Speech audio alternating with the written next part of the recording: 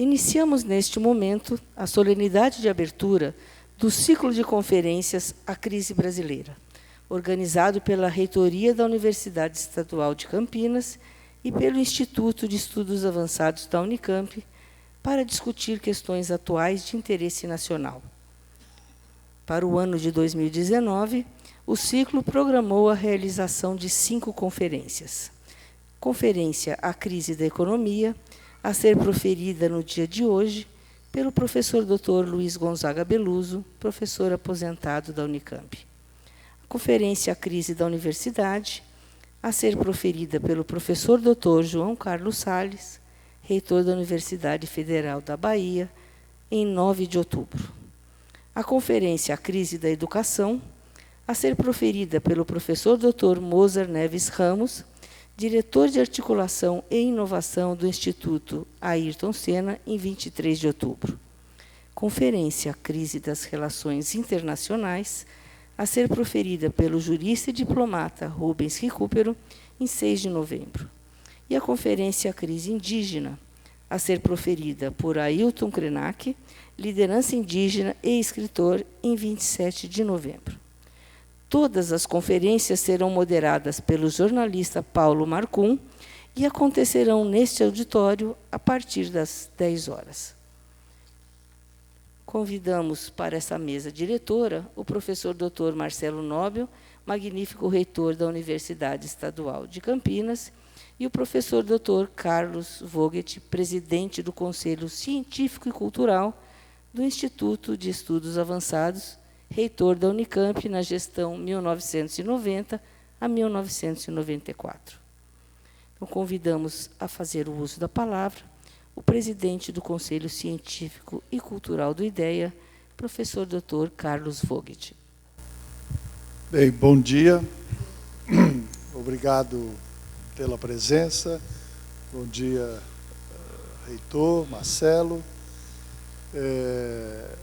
Queria, antes de mais nada, agradecer aqui a presença do professor Luiz Gonzaga Beluso e a presença do jornalista Paulo Marcum, que aceitaram o nosso convite, o primeiro como conferencista e o segundo como mediador desta série de conferências que vão se desenvolver até o final do ano. Dizer a vocês que esta ideia foi uma ideia que conversamos com a reitoria. A primeira vez que ouvi falar da ideia foi através do professor Gontijo, que está aqui, chefe de gabinete da reitoria. E, enfim, tabulamos aí as tratativas e no IDEA, junto com o professor Alcir Pécora, que é o coordenador do IDEA, e o professor Anderson, que é a coordenadora adjunto. Então, desenvolvemos essas atividades com o apoio de outros colegas, outras entidades na Unicamp, o professor Mariano Laplane, que está aqui,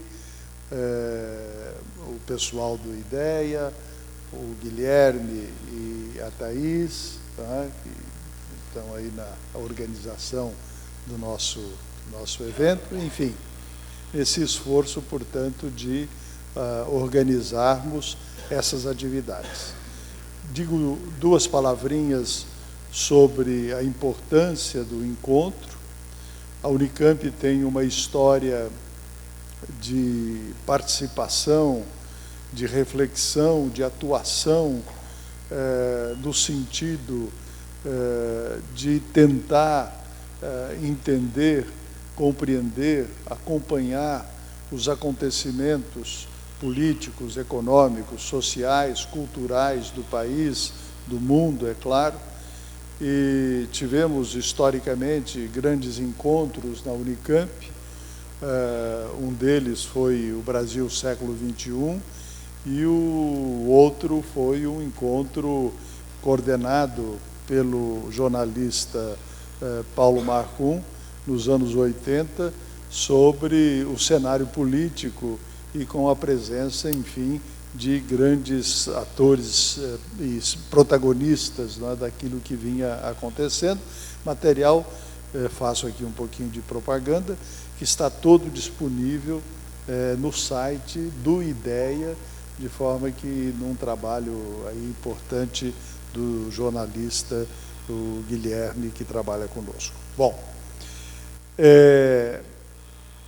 digo a vocês que o tema e o encontro e as discussões são mais do que nunca oportunas, dada exatamente a grande crise que joga sobre a inteligência e sobre a luz que se produz nas nossas instituições democráticas, não é? Um manto escuro que gera e está gerando trevas contínuas.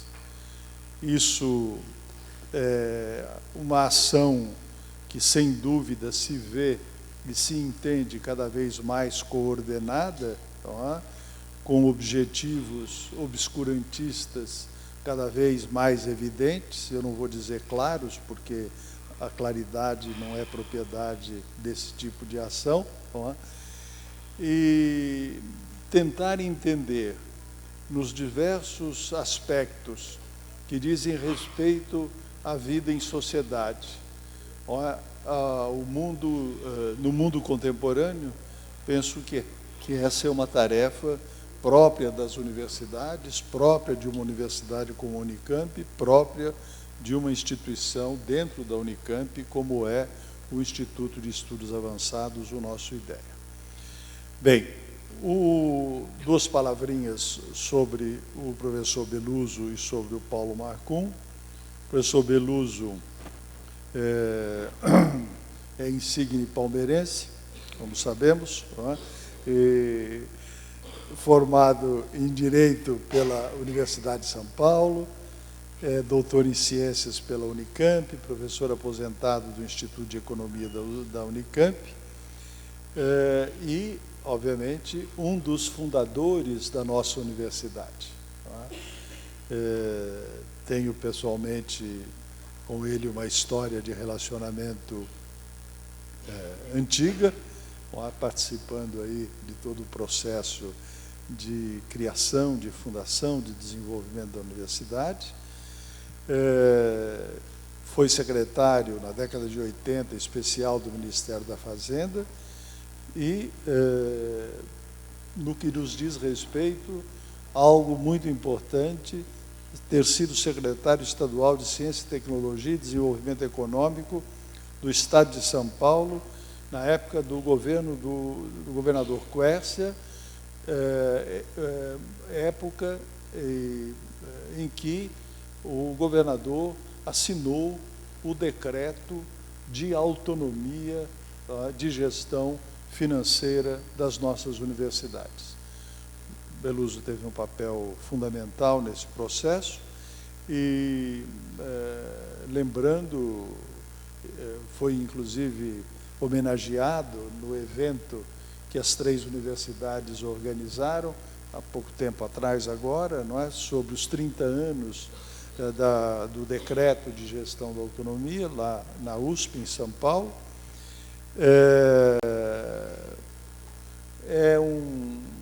Além de professor e de um grande especialista em teoria econômica, um jornalista militante e atuante, em várias frentes da imprensa e já há algum tempo na revista Carta Capital. O professor Beluso está lançando a obra Escassez na Abundância Capitalista, pela Facamp, a editora Contracorrente, em coautoria com o economista Gabriel Galípolo. Muito bem. O jornalista Paulo Marcum, que, como já referi, tem uma história de relacionamento importante com a Universidade de Campinas, formado pela Escola de Comunicações e Artes da Universidade de São Paulo, foi repórter, editor, comentarista, chefe de reportagem, diretor de redação dos principais jornais, revistas e emissoras do país. Apresentou durante pelo menos 10 anos, é isso, Marcon, o programa Roda Viva, e entre 2007 e 2010 foi presidente da Fundação Padre Anchieta, não é? Que é a mantenedora das rádios e da TV Cultura. Nesse período, eu tive a oportunidade, sendo secretário de Ensino Superior e responsável pela criação e pela implantação do projeto da Univesp, da Universidade Virtual do Estado de São Paulo, conviver não só amigavelmente, que isso a gente sempre fez, mas conviver institucionalmente, não é, com a Fundação Padre Anchieta e em ações que certamente sonhávamos poder ver concretizadas em resultados importantes para o ensino superior de qualidade no Estado de São Paulo e que, infelizmente, não é, por mais uma vez, por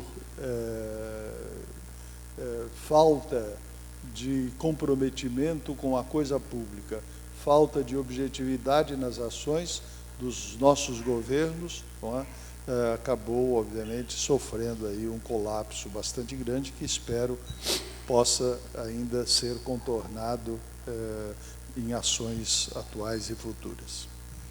Bem, o Marcum é além de um jornalista competente, é um autor compulsivo de vários livros, várias obras, e está escrevendo agora um livro que certamente terá muita repercussão e muita importância sobre o episódio do suicídio do reitor da Universidade de Santa Catarina, não é?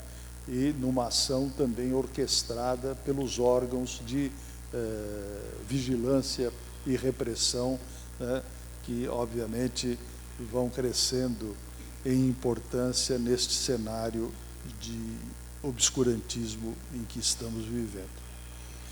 O Marcum foi finalista do Jabuti por 3 vezes, portanto, vamos estar aqui em boa companhia.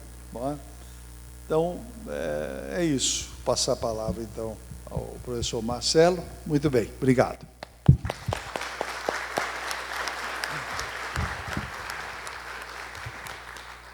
Bom dia. Também é uma alegria para mim estar aqui, hoje abrindo esse ciclo de seminários que a gente está já pensando há algum tempo e eu acho que é cada vez mais necessário.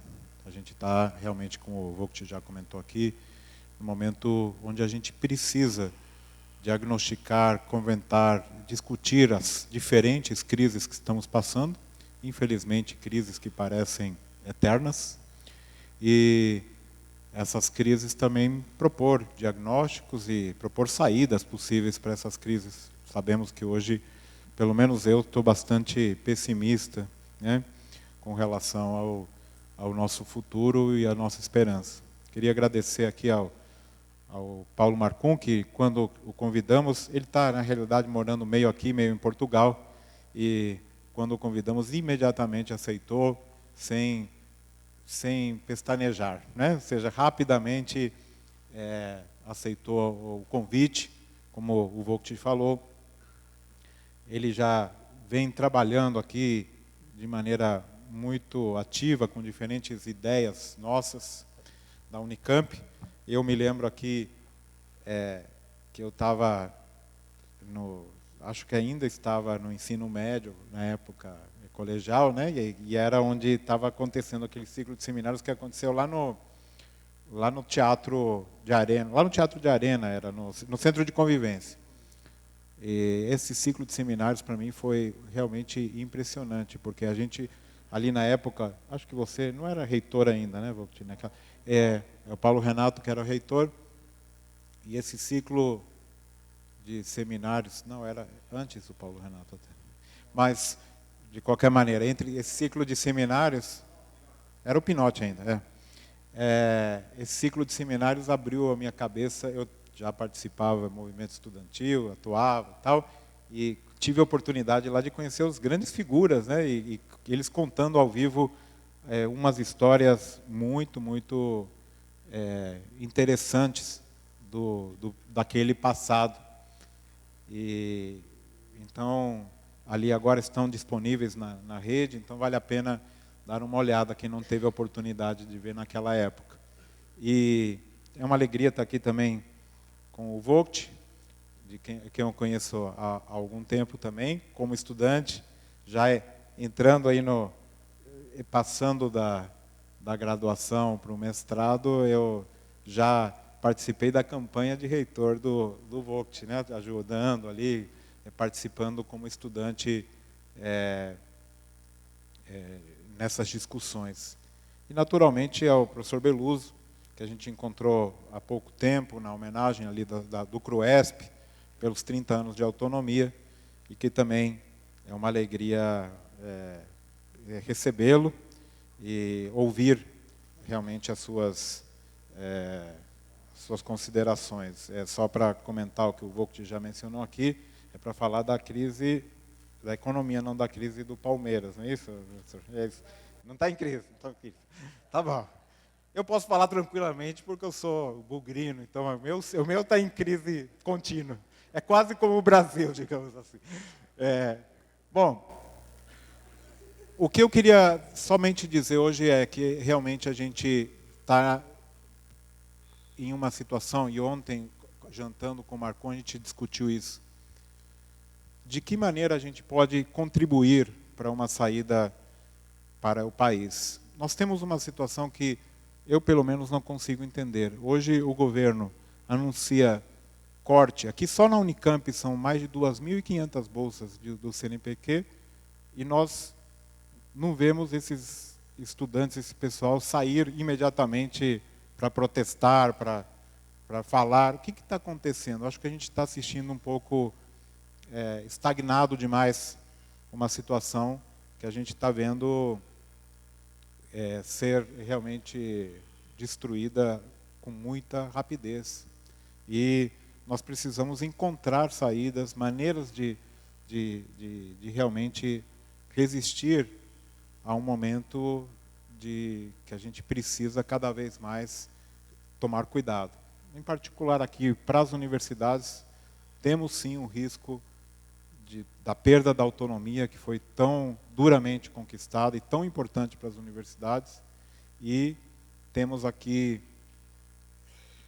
de uma maneira muito clara, riscos e momentos muito difíceis na área política, na área econômica. Então a gente está vivendo aí uma situação que, infelizmente, precisamos cada vez mais conversar. E é difícil. Com o próprio Marcon, ontem a gente foi jantar, pela conversa eu perdi o sono, né? Ele falou do livro do reitor que se suicidou, né? De processos que ele ainda está sofrendo aí por ter sido presidente da TV Cultura, completamente, né? Então, Paulo, não te agradeço pela perda de sono, mas certamente são momentos de preocupação difíceis que a gente está vivendo e que a gente hoje começa esse ciclo de debates. E é importante também, como universidade, ouvir várias visões, várias pessoas com diferentes visões. Aqui a gente, nesse ciclo de debates, está pensando e está propondo chamar gente de todo o espectro político, de todas as visões, para a gente ter realmente um panorama mais adequado do que a gente está vivendo hoje e, naturalmente, ouvir saídas. Então, agradeço muito a participação de todos, todo o pessoal do IDEA, que é o nosso Instituto de Estudos Avançados, e todo o pessoal da reitoria que colaborou com esse ciclo, e, naturalmente, a vocês que estão aqui hoje. Sem a participação das pessoas, e aqui o importante dizer, tem gente, eu conheço alguns, pelo cargo que eu ocupo hoje, tem gente de todos os lugares da Unicamp. Então, realmente ver essa heterogeneidade, essa mistura, e essa preocupação de todos vocês com o nosso país. Então, obrigado pela presença e vamos lá. Parabéns a todos pela participação e pela discussão. Obrigado.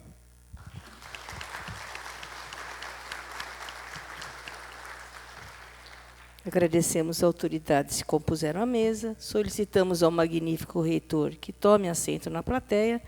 Passamos a palavra ao professor Dr. Carlos Vogt para iniciarmos as atividades. Desejamos uma excelente conferência.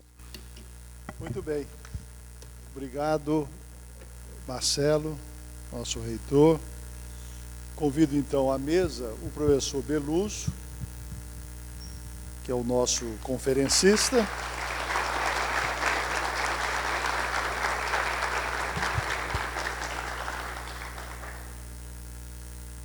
E o jornalista Paulo Marcum, que será, então, o mediador da sessão.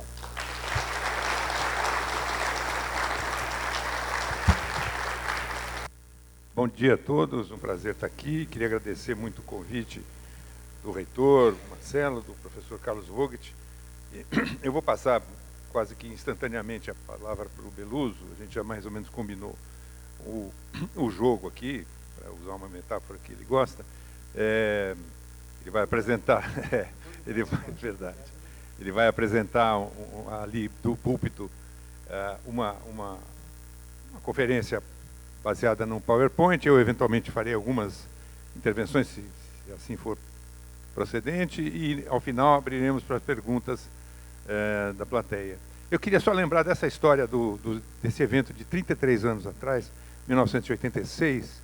Eu me lembro, estiveram aqui, não foi citado, o Mário Covas, o Leonel Brizola, o capitão Sérgio Macaco, que é um personagem da história do Brasil que valeria a pena quem não conhece conhecer hoje em dia, porque é um militar que se recusou a cumprir ordens absurdas da sua chefia, que pretendia provocar uma grande explosão no gasômetro do Rio de Janeiro, matando milhares de pessoas e atribuindo à esquerda, e virou um herói nacional no tempo ainda da chamada ditadura. Teve também o Almino Afonso, o Lula, o Fernando Gabeira, enfim, há outros, e está tudo lá no site do IDEA. Mas o curioso que eu me lembro desse episódio, e era a ideia de, em primeiro lugar, o momento que o Brasil estava vivendo era outro. Era a perspectiva da primeira eleição presidencial direta, em 89, dali a 3 anos. Então era trazer aqui as correntes políticas e as figuras que representavam um pouco as perspectivas do país e que lembravam o período da dura luta para conquistar a democracia que tinha acabado de nascer ou renascer no Brasil. Um momento muito diferente do que nós estamos vivendo hoje. Mas quando nós voltamos para São Paulo num Fiat Uno, eu junto com o então líder sindical Lula, né, furou o pneu do carro numa estrada dessas aqui, perto de Campinas, e lá fomos nós trocar o pneu. Tinha um assessor do Lula, que era o motorista, eu e ele, acho que mais uma pessoa. E aí eu comentei com ele, falei, Lula, se acontecer um atentado aqui, a história do Brasil muda, ninguém vai saber, né? Porque não havia nada em torno dele que representasse qualquer relevância de representação, porque ele era líder sindical e presidente do PT, mas que à época tinha uma expressão relativamente reduzida, né? E ele deu risada e com aquele bom humor que é peculiar a ele falou, não, mas isso não vai acontecer, pode ficar tranquilo que o meu santo é forte. Então, é um prazer estar de volta aqui para discutir a crise brasileira com figuras como o Beluso e os outros que já foram nominados. E eu acho que desse debate, a essência é que a universidade cumpre o seu papel, né? E a universidade está hoje sob um ataque muito premeditado, muito intenso e muito grave no Brasil inteiro. As universidades federais, então, nem se fala, mas mesmo as estaduais, em razão dessa discussão da autonomia, em razão da CPI e de um sentimento, elas precisam mostrar para a sociedade o que elas fazem e para que elas servem, né? Eu acho que reafirmar a importância da ciência, da pesquisa, né, da independência e da autonomia é uma questão essencial. Então, eu só queria deixar esse preâmbulo meio exagerado aqui, mas eu acho que faz sentido diante do momento em que a gente está vivendo, e passo a palavra para o Beluso, que acho que vai falar dali, não é isso? Mas, enfim, eu escolhi fazer essa apresentação a vocês sobre a crise da economia, e eu não quero restringir essa exposição e oferecer a vocês uma oportunidade de, sobretudo, de discordar do que eu vou falar, mas eu vou fazer essa apresentação a partir de uma perspectiva bem ampla. Né? Não existe crise sem transformação. Certo? Por isso que se chama transformação da economia global, crise e recuperação.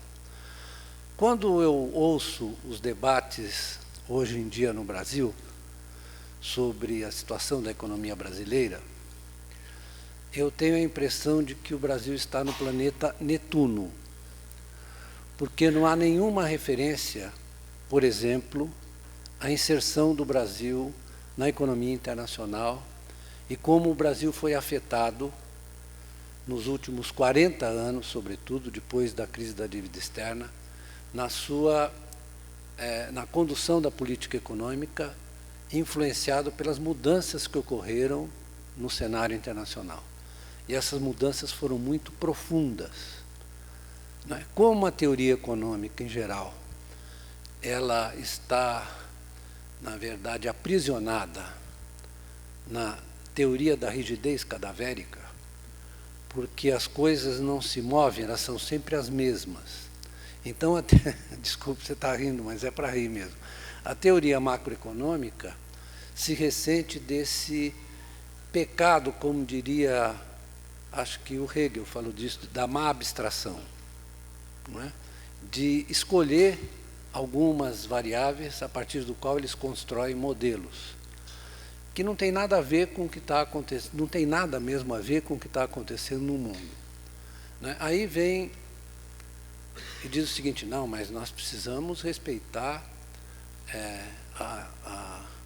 as informações, os dados, a empiria. Eu falei, não, diga. Quer dizer que você acha que os dados e a empiria falam por si mesmos. Você ouve eles falarem, ou você faz uma pergunta a eles. Você pergunta, né? Será que vocês podiam me dizer? Você faz uma hipótese. Será que vocês poderiam me dizer por que está acontecendo isso, aquilo? Não. É impressionante a sequência e o volume de pesquisas empíricas que estão procurando, como dizem que os economistas procuram a chave sempre embaixo do poste, né, sem saber que ela foi perdida no meio do mato. Então, eles estão procurando sempre a coisa errada. Né? Eu lamento dizer isso, mas é que a teoria econômica está numa crise monumental. E essa crise se exprime, inclusive, pelo fato de que os corifeus, desculpe a palavra corifeus, os corifeus do mainstream, da corrente principal, estão começando a perceber, como, por exemplo, Olivier Blanchard, Lawrence Summers, estão começando a perceber que o paradigma não funciona. Né? Nesse livro que eu estou escrevendo, eu trato simultaneamente das duas coisas. Desculpe eu fazer marketing aqui do livro, das duas coisas. Do jogo entre a teoria e os movimentos da economia. Vamos falar o nome dela, não é de mercado, é uma economia capitalista que, na verdade, supõe o mercado, mas que o mercado não explica toda a natureza dessa economia. Eu vou começar com o PowerPoint, para nós, desculpem, eu vou passar às vezes rápido por umas coisas, mas para tratar da transformação e inserir o Brasil dentro desse panorama. Aí vocês têm as taxas de crescimento da economia nos diversos períodos. Nós estamos falando de 65, 74, que é um período ainda do estado do bem-estar, da industrialização dos países periféricos, como o Brasil, né? Passando e progressivamente vocês veem que no caso da Europa e nos Estados Unidos, com algumas exceções, as transformações são semelhantes, a taxa de crescimento vai declinando, não é?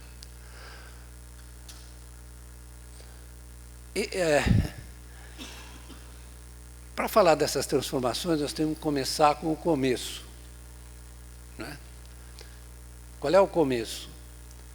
É que a partir de 1980 você fez uma liberalização dos fluxos de capital. E nessa liberalização, o país mais bem aquinhoado foram os Estados Unidos, para o bem e para o mal. Isso é a conta de capital americana. Isso implica no movimento de capitais, tanto o capital, digamos, financeiro, quanto o capital produtivo, para a economia americana. Nesse caso, vocês olham a data ali, 1981, né, que começa a explosão de entrada de capitais para a economia americana, né? Por que que isso é importante? Porque isso é o momento da liberalização financeira. É o governo Reagan e o governo Thatcher. O Reagan com mais importância que a Thatcher. Então começa a explosão de entrada de capitais nos Estados Unidos. Quando as pessoas começam a discutir a crise de 2008, eu vou dar um pulo para frente, elas ficam se perguntando por que que houve um boom de ativos, sobretudo ativos imobiliários. Antes disso, a bolha .com, né, das tecnologias, depois a bolha imobiliária. Por que que ocorreu? Aí eles falam, não, porque o Banco Central americano manteve as taxas de juros muito baixas. Mentira. O que manteve as taxas de empréstimo, as taxas longas, muito baixas, foi isso aqui. Começou um volume impressionante de entrada de capitais e o mercado financeiro americano ficou líquido, né? Como nós vamos ver, as famílias vinham de um período longo de queda dos salários, elas recorreram àquilo que é óbvio numa economia como essa, ao endividamento, para adquirir os bens e serviços, os ativos imobiliários nas quais elas viviam e com as quais elas especulavam.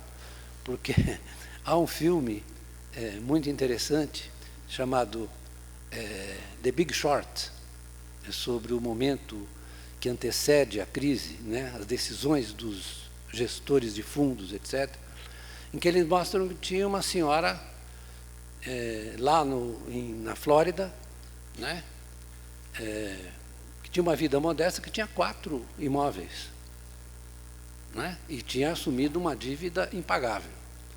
Então, isso é preciso a gente entender que isso é o sinal da transformação da forma de funcionamento dessa economia. Quando ela estava travada nos anos 50, logo no pós-guerra, travada, em cima de uma relação muito virtuosa entre crescimento, progresso tecnológico e emprego e avanço dos salários e redução da desigualdade, é impressionante isso, se vocês olharem os gráficos, né, ela se transforma nisso aí.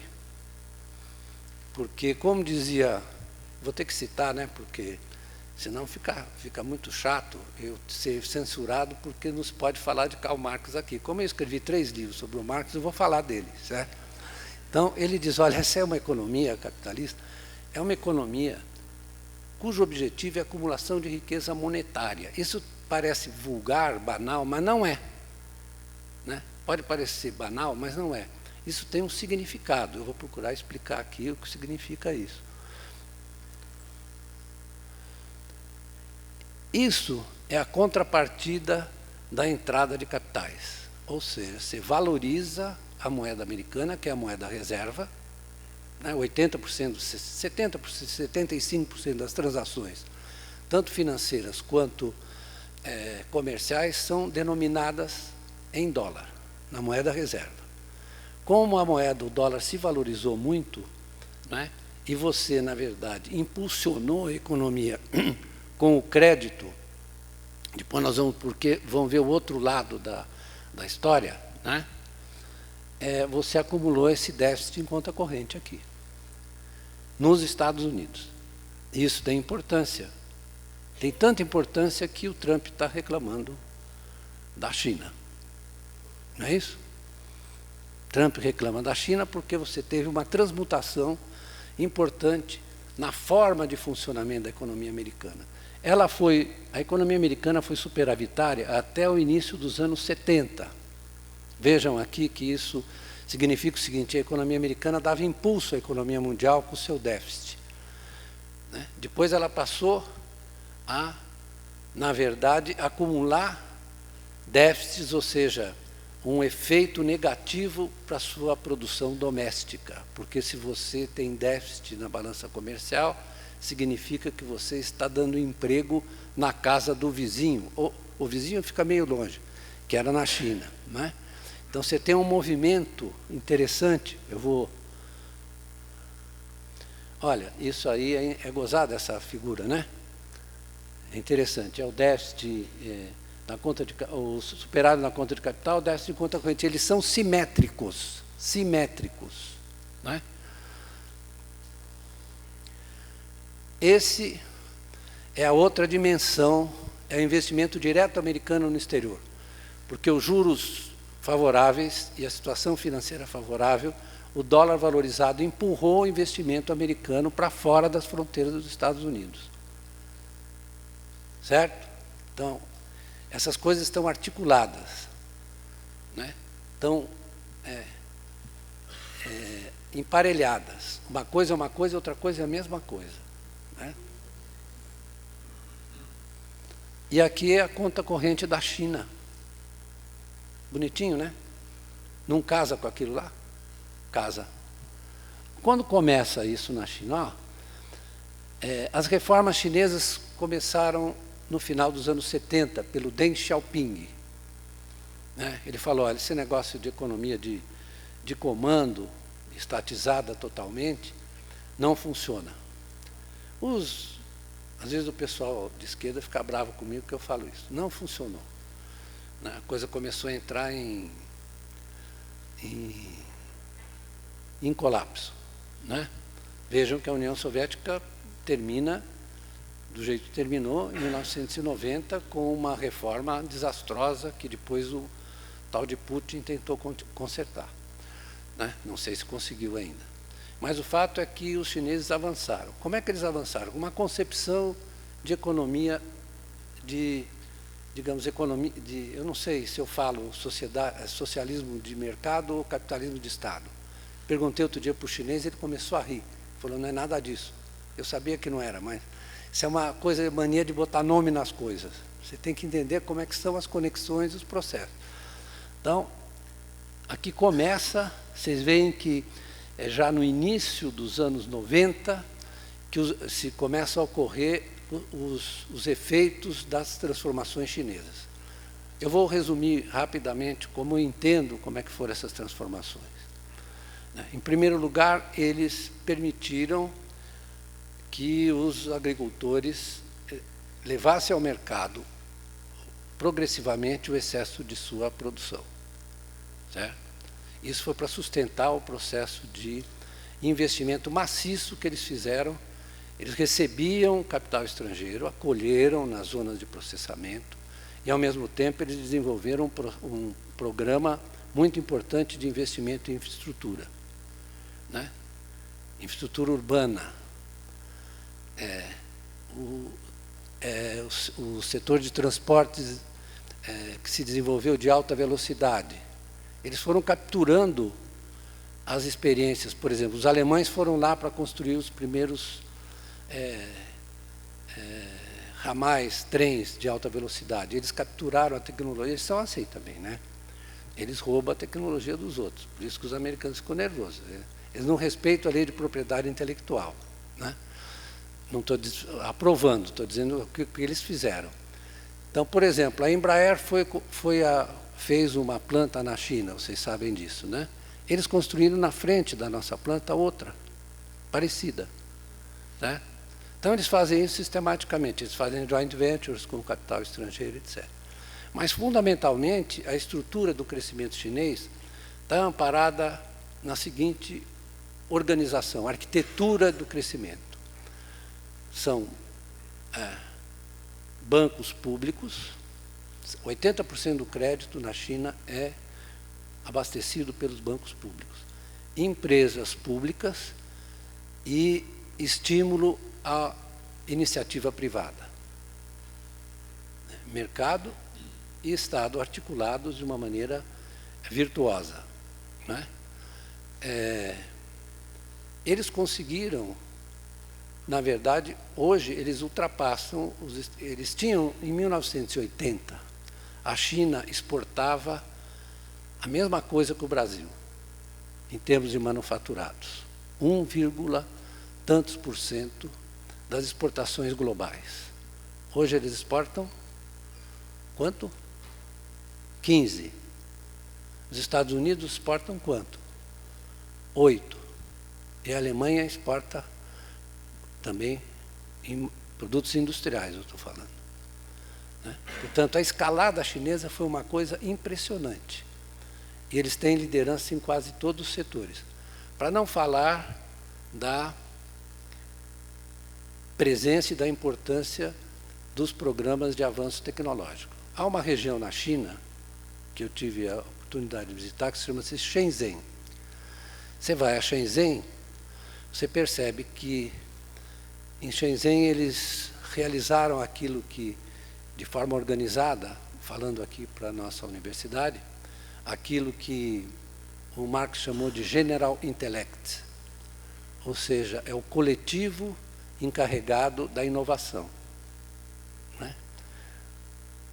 Quando alguém quiser ler o Capital ou os Grundrisse, deve prestar atenção nas conexões que o Marx fez, que são pouco consideradas, entre o progresso tecnológico, o capital fixo, a importância do capital fixo, e o General Intellect. Você olha aquilo, tem um capítulo nos Grundrisse chamado Fragments on Machines, fragmentos sobre as máquinas, em que ele descreve o que nós estamos assistindo hoje, a automação.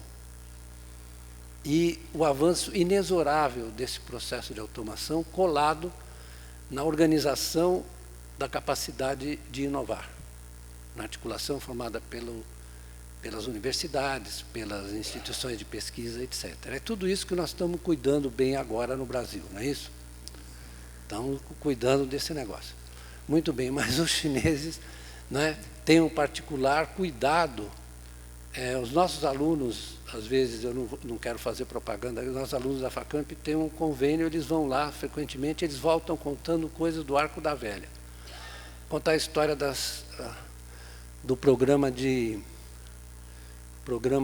painéis solares. Painéis solares. Era uma empresa de esquadrias metálicas, né? Quando começou o programa, a empresa chinesa encarregada de gerar demanda para os painéis solares, que tinha, portanto, autonomia para fazê-lo, autonomia no sentido de que ela não dependia da demanda corrente, mas ela, na verdade, criava a demanda na frente. Ela criou demanda na frente para essa empresa de painéis solares, que hoje é a maior do mundo. E nós, nos programas de energia solar, compramos de quem? Compramos da China. Assim compramos as torres também para fazer energia eólica, né? E com isso eu quero dizer o seguinte: isso aí é um investimento direto na China. Aquilo é a saída de investimento americano para fora. Aqui é um investimento direto na China. Na verdade, aquela zona azul ali outros, na verdade, são as empresas americanas, e Hong Kong, que tem um papel. Hong Kong é simplesmente uma passagem. Claro que o Hong Kong não tem, são as empresas que se localizam em Hong Kong e investem produtivamente na China.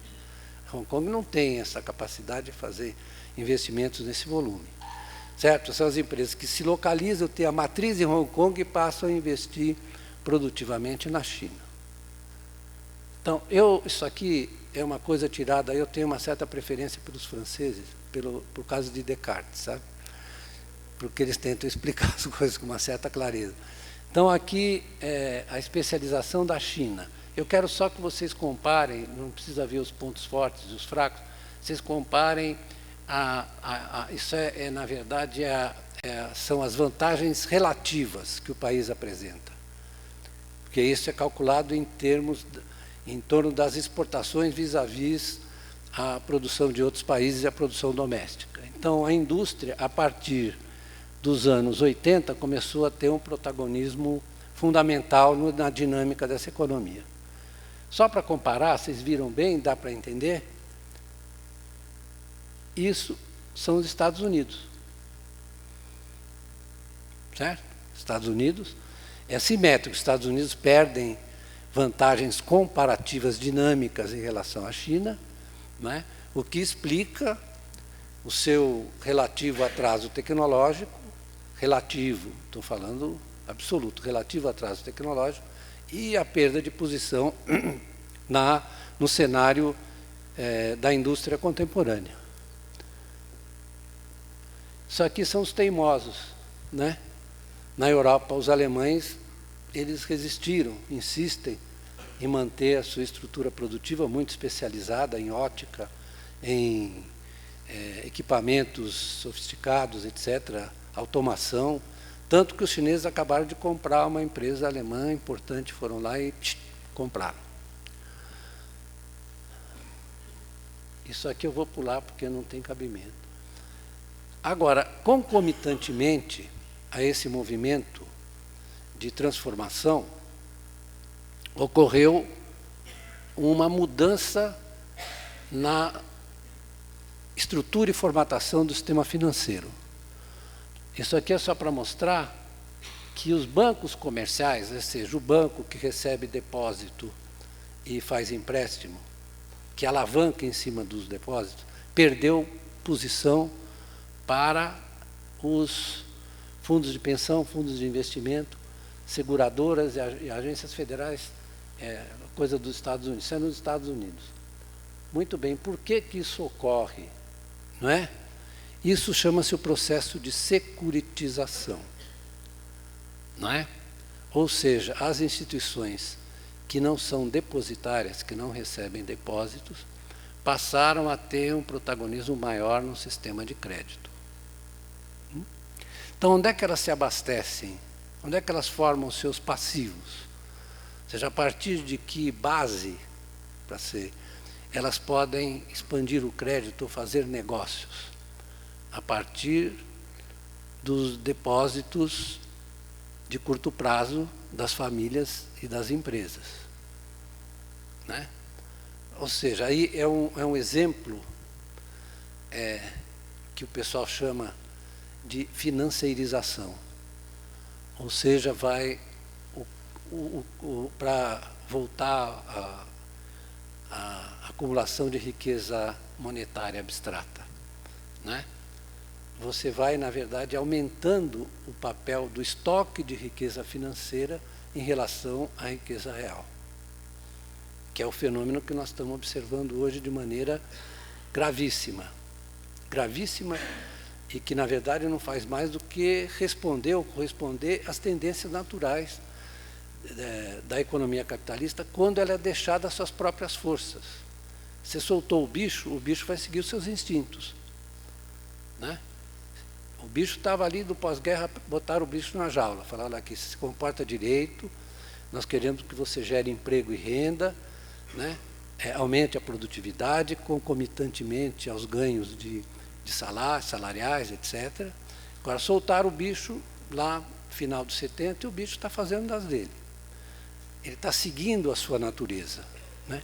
Está respondendo à sua natureza. E isso é depois vocês vão ver coisas mais empolgantes a respeito disso. Isso aqui é uma transformação estrutural do sistema financeiro, certo? E que coloca sempre um risco maior, porque, na verdade, a expansão dos ativos, da economia de ativos, começa a se colocar acima da expansão da economia real. Nós vamos ver isso. Eu estou simplificando, viu? Aqui. Sistema financeiro sombra é esse que eu estou dizendo, é aquele que não tem depósito à vista, certo? Aquele que vive do abastecimento de funding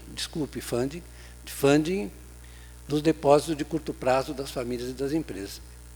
Isso forma, não sei se vocês sabem, que na crise de 2008, esse mercado foi o primeiro que se evaporou.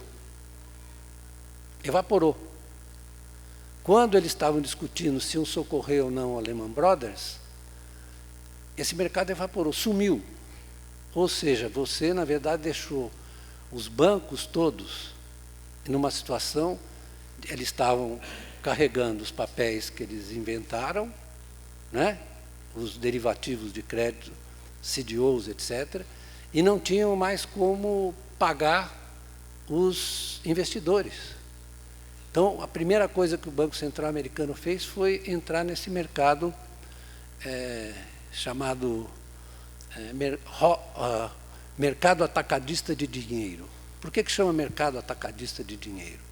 Porque, na verdade, é o mercado monetário que está apoiado em cima das aplicações de curto prazo de famílias e empresas, né? Isso faz parte da essência de uma economia capitalista em que você lida o tempo inteiro com relações de balanço, né? Entre famílias, empresas, governos e o exterior. Então, isso aí dá uma amostra de quanto se transformou, de como se transformou esse sistema. Isso eu já falei, né? Tem a ver com a etiologia dessa transformação, que é a queda impressionante dos salários no PIB dos países centrais, né? E aí, a outra cara dessa queda dos salários, para você manter a economia rodando ou se expandindo, o que cresce é o endividamento das famílias, né? Isso se você considerar a história toda do capitalismo no século XX, isso é uma coisa excepcional. Mesmo nos Estados Unidos, antes da crise de 29, não havia essa desproporção entre salários e endividamento, né? Portanto, o potencial de disrupção que você tem quando ocorre uma crise como a é enorme, porque, na verdade, você tem as famílias todas fragilizadas. Tiveram que entregar as casas, eles foram implacáveis, né? Socorrer os bancos, mas falaram, você entrega a sua casa, fica sem. Se vocês olharem, se você tiver a oportunidade de assistir um filme chamado Corporate Crimes, que é uma espécie digamos, de documentário sobre a vida. O pessoal diz o seguinte, não, mas a taxa de desemprego nos Estados Unidos, medido pelo critério U1, é 3,7, é mentira. Sabe por que é mentira? Porque, se você for olhar mais embaixo, com subemprego, com emprego precário, o pessoal uberizado, a taxa está em 8%, sendo bonzinho, certo? Então, você olha hoje e o sujeito diz assim, nossa, mas a economia americana está crescendo 2,5%, 3%, está crescendo, os salários não crescem? Claro que não. As relações salariais mudaram. Aliás, essa é uma das questões que deve nos informar na discussão da crise. Os salários não crescem, ou crescem muito pouco. Na verdade, cresce tão pouco que, na verdade, em termos reais, eles crescem praticamente nada, mesmo levando em conta a inflação tão baixa nos Estados Unidos, né? Então, você está desmontando, e aqui no Brasil é pior, né? Você está desmontando um mecanismo que é essencial para o desenvolvimento, para o crescimento das economias capitalistas, né? Que é, na verdade, os empresários olham o futuro, veem como está o mercado, né? Aí eles podem investir e criar mais renda e emprego, mas o que eles estão olhando é que, na verdade, demanda de consumo está submetida a essa situação precária, né? Olha só, isso, esse hiato é uma coisa típica dos últimos 40 anos. Aliás, é o que está dito aqui. Você tem uma linha divisória ali nos anos 70 e começa a abrir o boqueirão entre as margens de lucro das empresas e o investimento. Isso se agravou, ultimamente se agravou muito. Vou mostrar para vocês. Por quê? Isso aí é uma tabela crucial. Por quê? Porque todo esse invólucro, essa dinâmica macroeconômica, ela mudou o comportamento das empresas. Então, o que está dito aí é o seguinte, vocês desculpem estar em inglês, porque está no meu livro, mas eu mandei traduzir. Desculpe estar em inglês, aquilo é o seguinte, a NI é a receita líquida, em bilhões. BB é a recompra de ações pelas próprias empresas. Elas recompram as próprias ações. DV são os dividendos. Depois tem recompra de ações sobre a receita líquida, dividendos sobre a receita líquida e depois dividendos mais recompra de ações sobre a receita líquida. O que quer dizer? As empresas estão fazendo operações puramente financeiras. Estão com ganhos financeiros. Então, se olha o balanço delas, está formidável, porque as ações estão lá se valorizando, né? Porque os dividendos que estão sendo pagos aos acionistas são formidáveis. Aliás, surgiu um debate agora nos Estados Unidos, recente, numa reunião da American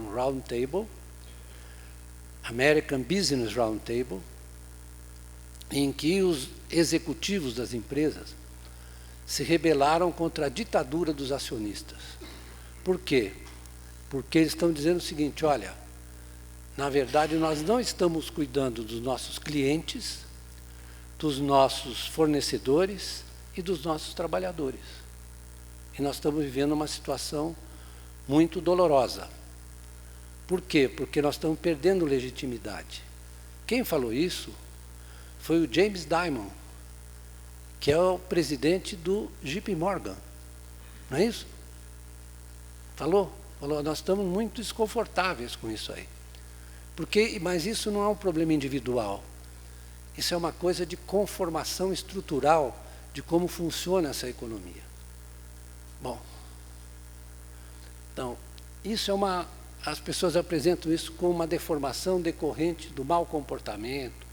Não é nada disso, é uma coisa estrutural. As empresas não podem agir de maneira diferente, dado que, do ponto de vista da economia como um todo, como dizia um outro economista que eu admiro muito, chamado John Maynard Keynes, né, as forças estruturais movem que as pessoas façam isso.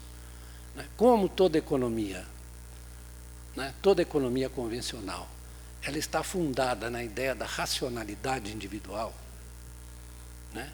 E isso foi levado, digamos, ao extremo pela teoria das expectativas racionais, em que os modelos trabalham com agente representativo. Quer dizer o agente representativo? Eu sou igual ao João Paulo Lema, vocês também. Certo? O João Paulo Lema é o agente representativo. E vocês são iguais a ele. Então, todos, na verdade, agem e reagem conforme uma percepção racional a respeito da estrutura da economia e da sua evolução provável. Não só eles sabem como a economia funciona hoje, como eles também sabem como ela vai se desenvolver amanhã. Vocês acreditam que os modelos dinâmicos e estocásticos de equilíbrio geral estão fundados nessa patifaria teórica? E isso, na verdade, é aceito nas academias americanas. Quando eles falam que as universidades americanas são melhores que as brasileiras, eu falei outro dia com Miguel Nicoleles, que é meu amigo palmeirense também, né? Mais fanático do que eu. Então, e ele está dizendo, é tudo uma porcaria. Os departamentos de economia não valem nada. É incrível que outro dia houve um debate na GV, estava o meu companheiro de livro, o Gabriel Galípolo, e ele ouviu uma pessoa de quem eu gosto, o André Arara Rezende, fazer revelações incríveis a respeito do dinheiro e da moeda e da criação monetária. A Adriana está rindo aqui. Na economia que o Keynes já tinha descoberto nos anos 30. Eles descobriram, elas especializaram em redescobrir a roda. Talvez ele reinvente o fogo, né? Que é mais remoto, né? Então, é uma coisa impressionante que isso aprisionou as pessoas. Ele mesmo disse, foi muito correto, ele disse, olha, eu, quando estudei, eu não percebi qual era a natureza do dinheiro, do gasto, do sistema tributário, né? E eu acho que ele está fazendo um bom trabalho, né? Está dizendo as coisas agora com honestidade intelectual, né? Mas a verdade é que a economia, no mesmo momento em que essas transformações ocorriam, ela, na verdade, foi recuando para um paradigma teórico que impedia de ver. Se você liga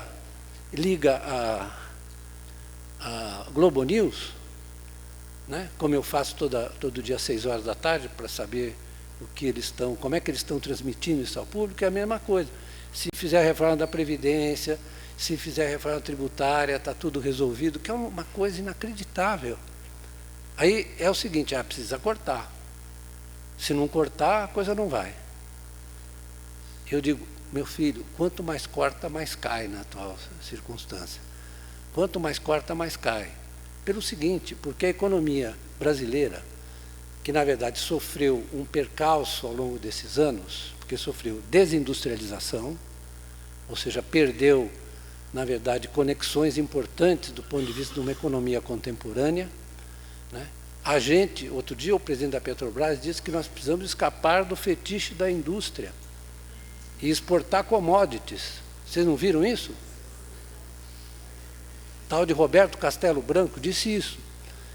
Aí eu escrevi o seguinte, bom, vamos fazer como a Venezuela, que não tem indústria, não produz nem ovo, porque a economia é muito pouco diversificada. As pessoas não entendem que a crise da Venezuela tem um fundamento econômico que o Celso Furtado lá atrás disse a maldição dos recursos naturais.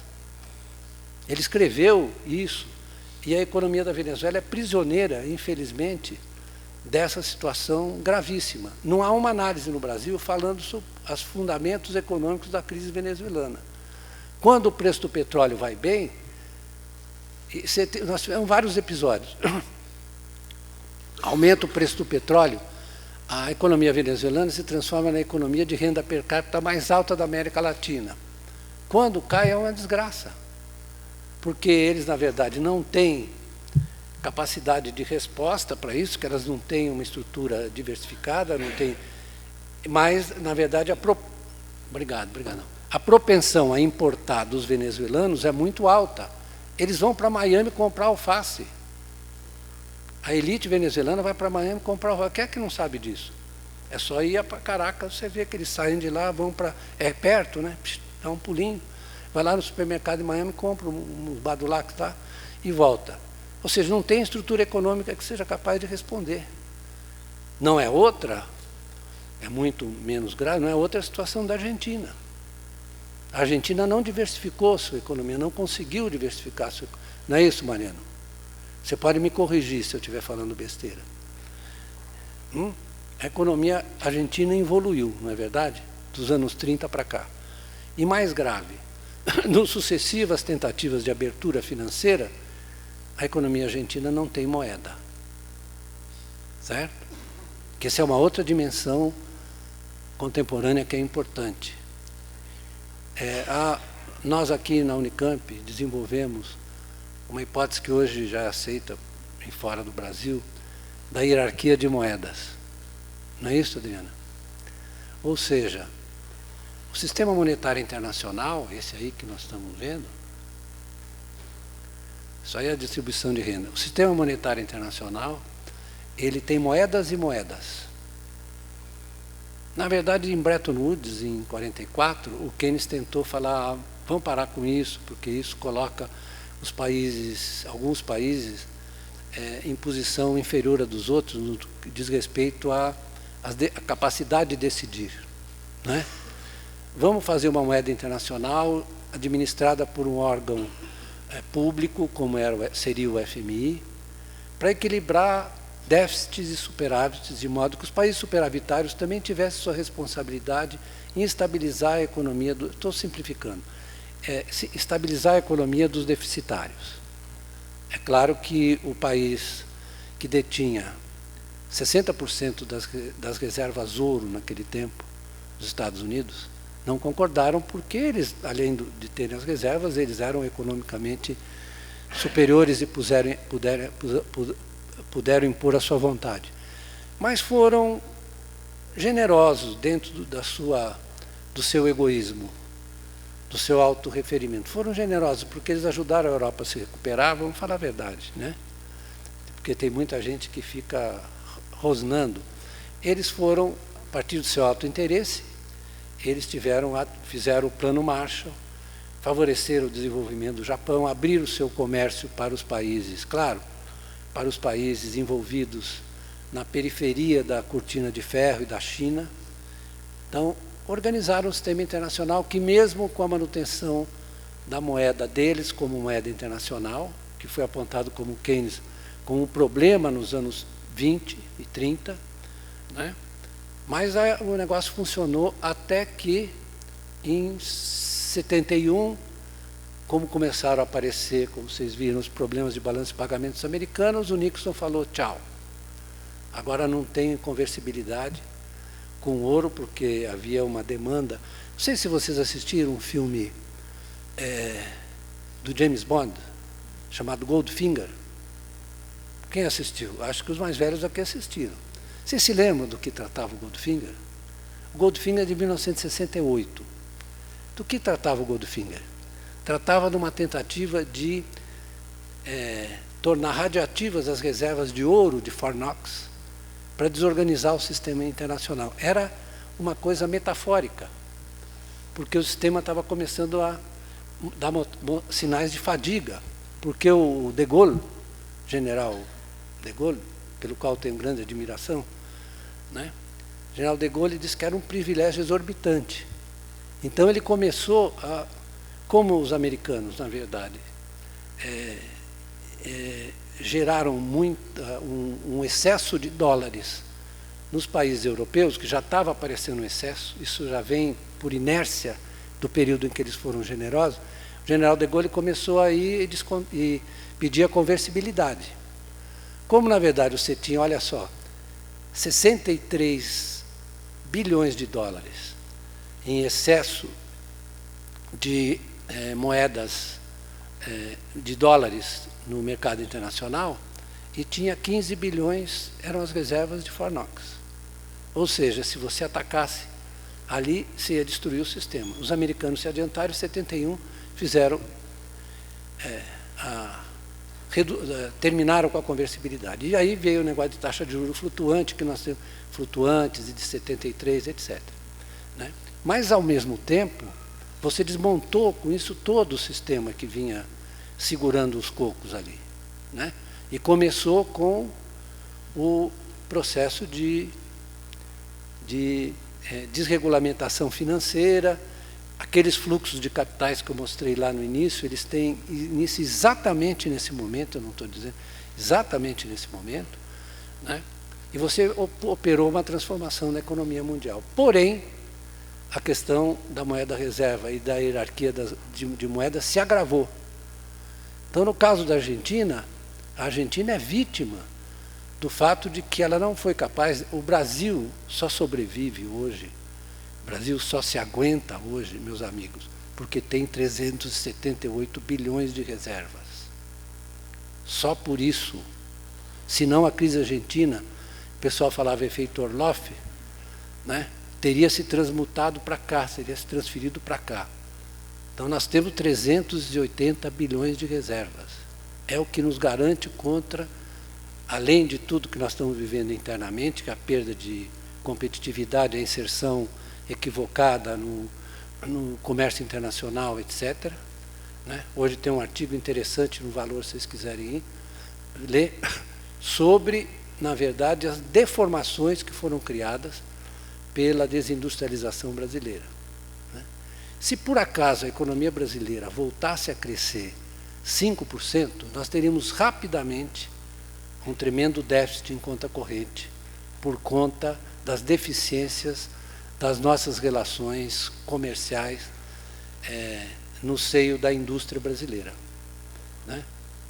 Na verdade é o seguinte, o Brasil tinha, é um dado precário, em 1980, a indústria de transformação, se eu estiver dando dado, estou falando de memória, pesava 27% no PIB, hoje ela pesa 9%. Certo? É uma perda de substância impressionante, com um desgaste setorial, porque nós perdemos o setor exatamente que tem maior capacidade de absorção do avanço tecnológico, como o nosso setor de bens de capital. Não é? O pessoal da BIMAC e da Abdib está sempre reclamando que, na verdade, nós temos uma desvantagem competitiva muito grande. E eu não vejo ninguém discutir esse assunto aqui, no Brasil.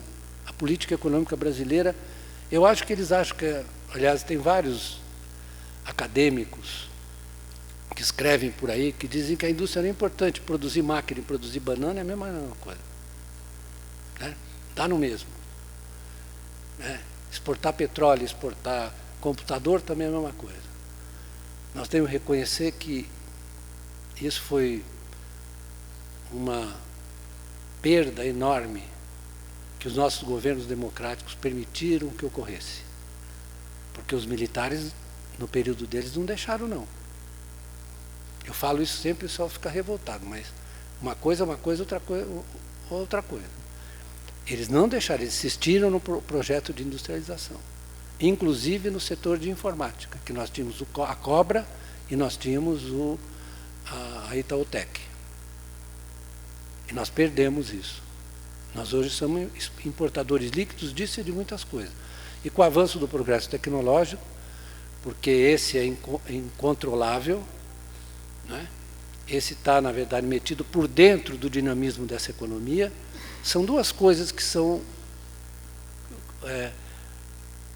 correlatas hoje em dia, a financiarização e a aceleração do progresso tecnológico. Para não chatear muito vocês, eu vou dizer uma coisa. Essa transformação, chamada globalização financeira e produtiva, as cadeias globais de valor e o progresso tecnológico, que nós estamos observando e que é inevitável, nós não vamos conseguir segurar, nem é o caso, né? Nós temos que pensar nas consequências dele, mas não é conseguir segurar. Né? O que ocorreu do ponto de vista da globalização financeira e produtiva? É que você levou o processo de abstração real que o capitalismo promove, ou seja, de você se colocar acima e além das vidas concretas das pessoas. As pessoas vivem nos territórios, certo? Vivem nos territórios. Porém, o capitalismo é extraterritorial. Então, o que nós temos? Aceleração do tempo e encolhimento do espaço. Essa constatação é fundamental para a gente entender o que está acontecendo. E há espaços e espaços que se ajustam, voltando. Os asiáticos em geral e os chineses se ajustaram. Porque eles se ajustaram virtuosamente ao processo de globalização. Porque eles fizeram isso ativamente, com políticas, paradoxo, políticas nacionais de industrialização e desenvolvimento e transformação estrutural, políticas nacionais no âmbito da globalização. E nós fizemos um ajustamento passivo. É o que eles dizem, então vamos abrir a economia, que aí a gente oxigena a indústria brasileira e vai tudo bem. Certo? O que aconteceu é o que o gás que entrou não era oxigênio, era gás metano, né? não era oxigênio.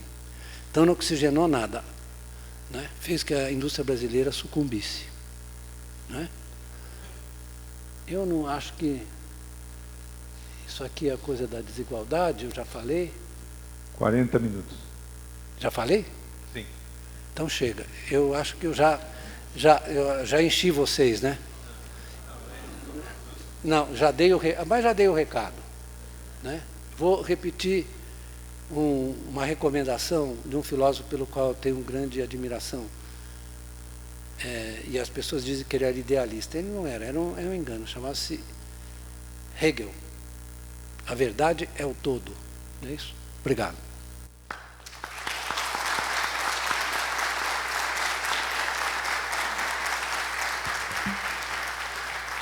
Só antes de passar para as perguntas da plateia, que eu não sei como procedemos a isso, abrimos o microfone, ter um microfone aqui que possa resolver. Eu só queria colocar uma questão, Beluso, que é a seguinte. Você deu um panorama muito claro da questão mundial. Existe espaço hoje no Brasil para, de alguma maneira, recolocar o país nesse cenário global, ou já perdemos essa guerra? Marcon, eu, na verdade, me recuso a sucumbir ao pessimismo. Mas eu quero dizer com clareza que a situação é muito mais complexa e difícil do que as outras que nós enfrentamos no passado. Vamos pegar a crise de 30, que nós respondemos com a industrialização, com o projeto de industrialização, né? A crise dos anos 80, a crise da dívida externa, né? Que foi muito dura e que, na verdade, está na origem de muitos problemas que nós acumulamos hoje, inclusive a desindustrialização, porque nós passamos uma década com inflação muito alta, você viveu isso, todos viveram, né? Quando, na verdade, o Plano Real estabilizou a inflação, o preço que nós pagamos foi a valorização do câmbio e as taxas de juros. Vocês sabiam que a taxa de juros no período 95, 98 foi 22% real, a taxa Selic, 22% real. Então a indústria começou a sucumbir ali. Você olha que tem uma trajetória de... Eu devia ter trazido os dados aqui, uma trajetória de queda que, na verdade, não foi interrompida no período Lula e Dilma, né? Eu tenho que dizer a verdade, aliás, eu vou conversar com ele na quarta-feira, tenho que dizer a verdade, porque a pior coisa que você faz para uma pessoa de quem você gosta e que você admira é dizer mentira para ele. Tem que dizer a verdade que eles não trataram dessa questão, né? Então, assim como o Serra, por exemplo, dizia para o Fernando Henrique que ele estava matando a indústria brasileira. Serra dizia para o Fernando Henrique, né? E o Fernando Henrique, nas suas memórias, reconheceu, opa, eles me avisaram, mas eu não fiz nada. Claro, ele tinha o Napoleão de Hospício, que era o presidente do Banco Central, né? Napoleão de Hospício, né? Que ele dizia coisas absurdas e continua dizendo sobre economia. Mas, enfim, economia é um local onde os loucos se dão bem. Mas, enfim, essa crise é uma crise que junta as coisas. Porque, veja bem, nessa crise nós juntamos uma dimensão conjuntural, que foi determinada por uma má gestão da política econômica pelo governo Dilma, antes do impeachment, porque ela levou, a economia brasileira estava desacelerando, por conta, inclusive, das condições internacionais. Você teve uma outra crise internacional, uma queda do preço das commodities, que nos beneficiou, e uma outra crise europeia em 2011, certo? A economia, está certo, Mariana? A economia começou a desacelerar.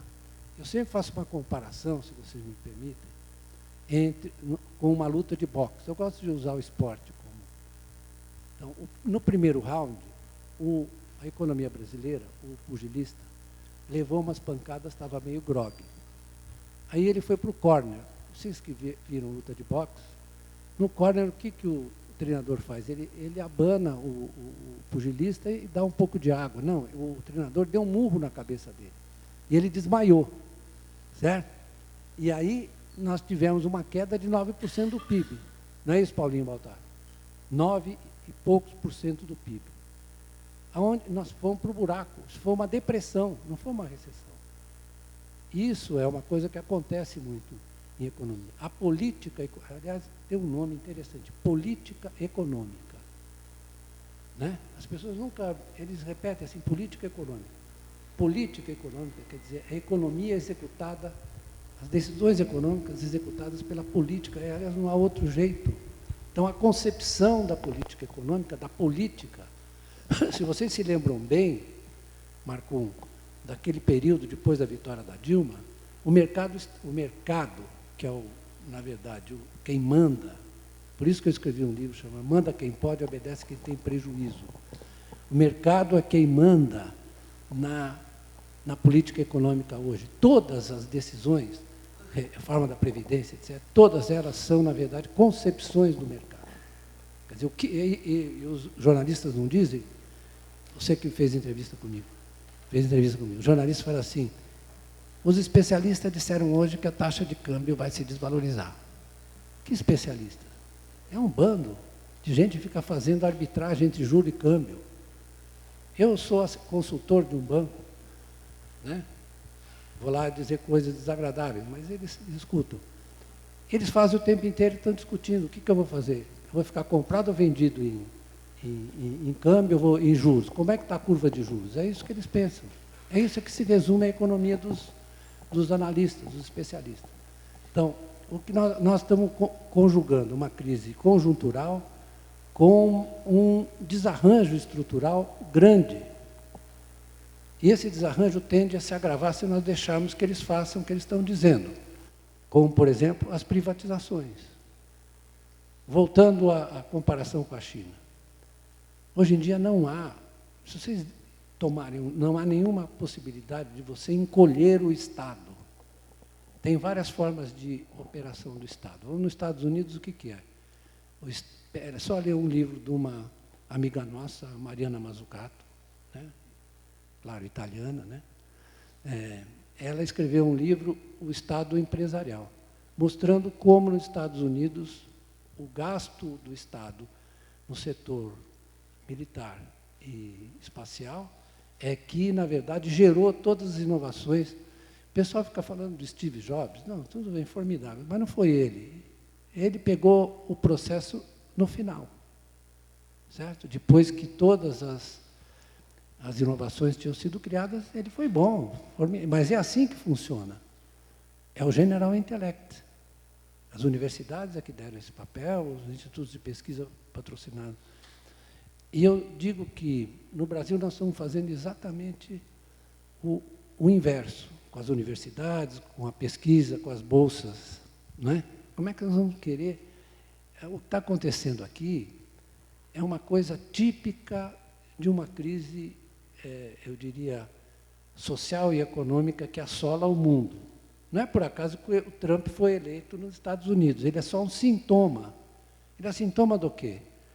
Desse processo que eu descrevi aqui, se vocês tentarem fazer uma viagem de Chicago, como eu fiz, de Chicago para Nova York, de carro, passando pelo Nordeste americano, todo desindustrializado, é uma tragédia. Tragédia porque as pessoas estão mal, as fábricas estão despencando, é um negócio terrível. Certo? E a reação qual foi?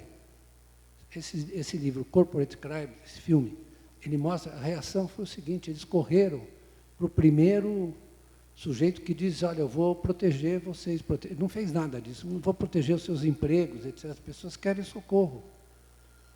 E isso foi parecido no Brasil. Vamos combinar que foi parecido no Brasil. Então, aí você vai ter que o quê? Suportar uma crescente falta de noção, que nós estamos assistindo ao governo do churrasco na laje, depois da cervejada. Certo? Aí os caras falam essas coisas. Como é que é possível você entregar o governo à sua família? Eu li ontem, aliás, a propósito de vir para cá, estava com vontade de abrir. Eu li ontem um livro do Jean-Jacques Rousseau, chamado Discurso sobre Economia Política. Vocês já leram? Sabe como é que ele começa? Fazendo uma distinção entre o chefe de Estado e o chefe de família. Nós estamos misturando isso, o chefe de família e o chefe de Estado. Ele é, olha, 1777, eu acho que ele escreveu isso. É sensacional, porque ele fala, não dá certo, porque, na verdade, as articulações, os valores, as concepções são diferentes. Você não pode transformar o Estado num departamento da sua família. E esse encolhimento é uma coisa assim, preocupante. Você perguntou se eu estou otimista? Preocupante. E isso se junta ao quê? Ao liberalismo do Paulo Guedes. Paulo Guedes é um economista que nunca escreveu uma linha. Ele só especulou no mercado financeiro. E às vezes perdeu, às vezes ganhou, como todos. Né? Então nós estamos, na verdade, numa regressão. De fato, essa regressão envolve a política e as concepções sobre ela. Né? Eu não sei, eu não quero ser pessimista, mas eu acho que, na verdade, o Brasil dá a volta por cima, vai ser preciso de uma mudança muito radical, democrática. Né? Vou falar uma coisa. Vamos pegar a crise de 30. Crise de 30.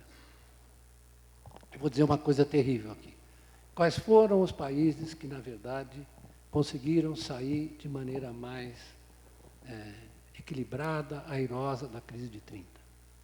Os Estados Unidos, do Roosevelt, com o New Deal, certo? Que é uma experiência fascinante, e o Roosevelt era uma personalidade incomparável. Para mim, o maior estadista do século XX é Franklin Delano Roosevelt. Né? E lamento informar a vocês que a outra experiência crucial foi a da Alemanha nazista. Certo? Porque o Sartre, Jalmar Sartre, o banqueiro do Hitler, ele assumiu, o Hitler perguntou, o que eu faço com o desemprego? Ele falou, deixa comigo. O que ele fez?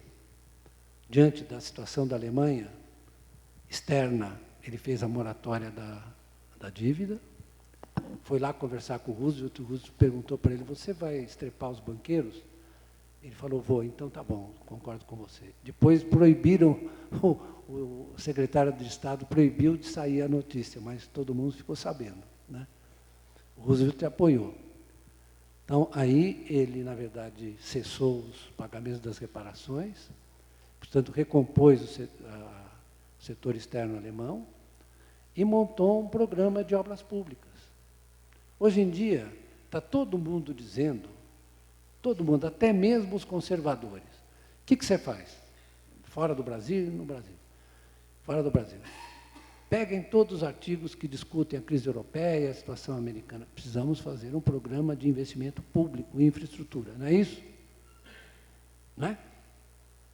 Então, como é que você faz isso?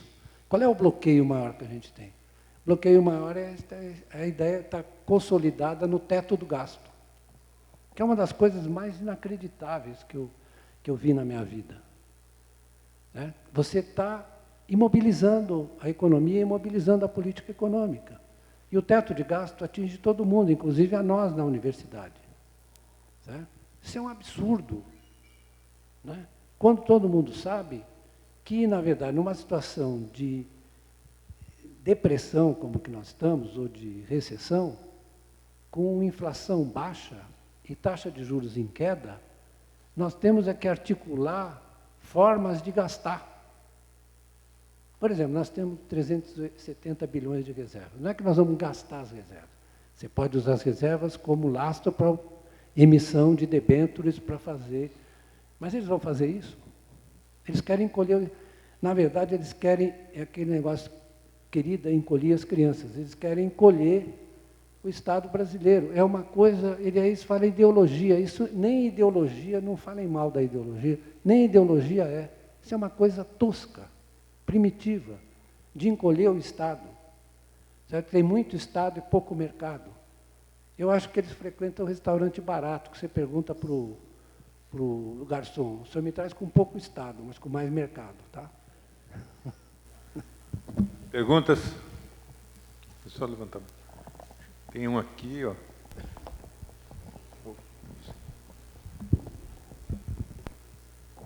Só peço que se identifique, por favor. Meu nome é Kevin, sou aluno da pós-graduação aqui da Economia, então representando o lado dos estudantes. Já tive a oportunidade de ouvir o Beluso fazendo um panorama muito parecido com o que fez hoje. E naquela ocasião eu fiz uma pergunta e agora eu repito ela novamente. Que o mote dela seria: nós estamos sobre uma administração do imobilismo por uma classe específica, que seria o âmbito militar, e agora eu disponho por quê.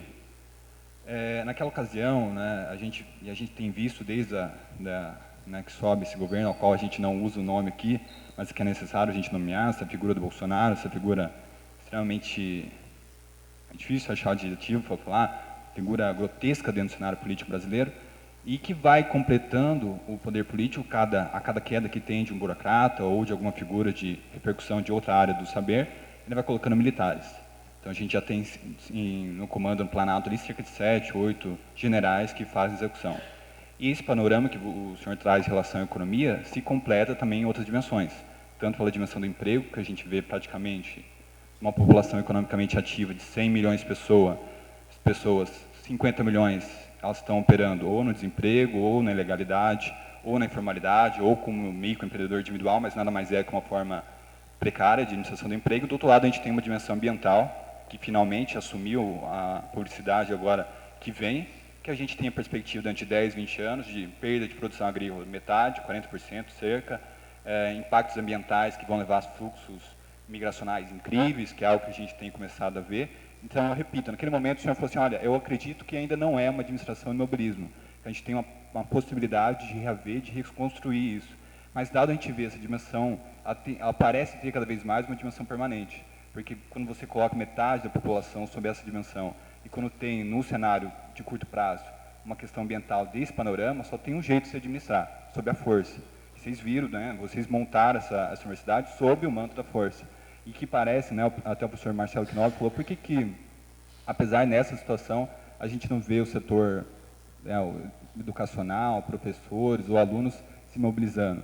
E a grande resposta é isso, né, nos parece o manto da força. A gente sabe que qualquer mobilização de curto esforço que tem, no outro dia a gente já tem a aprovação de uma GLO, de uma garantia da lei da ordem, muito parecido que teve na época, né, até uma companheira sua, durante o período militar, teve, né, a Maria Conceição Tavares chegou a ser presa, então a gente sabe qual é essa dimensão, a gente tem uma... Eu fugi do Brasil. Então essa é a minha questão, o senhor ainda acha que isso não é uma administração de imobilismo? Tive que cair fora. O senhor ainda acha que isso ainda não é uma administração de imobilismo, de caráter permanente executado pelos militares? Eu acho o seguinte, que você tem razão, que, na verdade, esse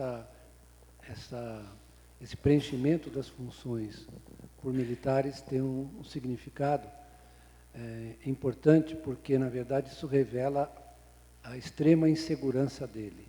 Porque ele sabe que ele não sabe nada. Né? Extrema insegurança.